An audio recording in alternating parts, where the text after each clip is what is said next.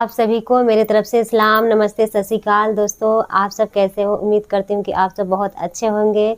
मैं भी अच्छी हूँ। थोड़ा बहुत तबीयत ख़राब है। आप लोग को मेरी आवाज़ से पता चल रहा होगा कि मेरी तबीयत क्या हुआ है मुझे।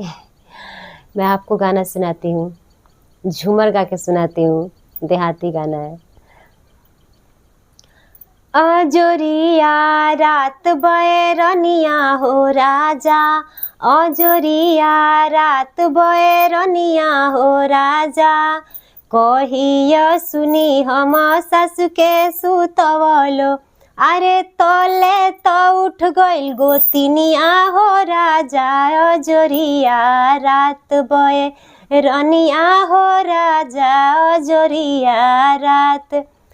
कहिया सुनी हम गोतिन के सुतवलो, कहिया सुनी हम गोतिन के सुतवलो।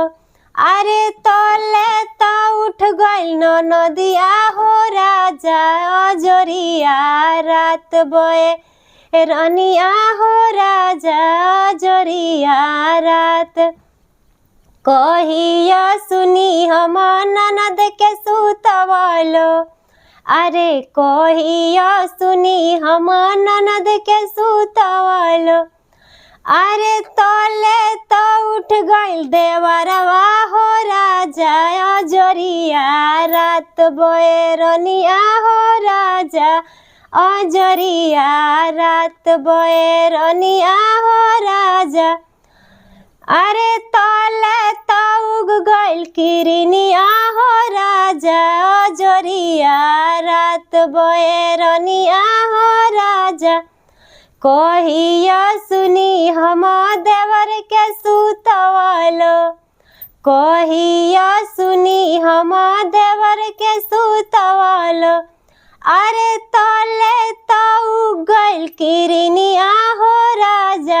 अजोरिया रात बैरनिया हो राजा, अजोरिया रात। अजोरिया रात बैरनिया हो राजा, अजोरिया रात।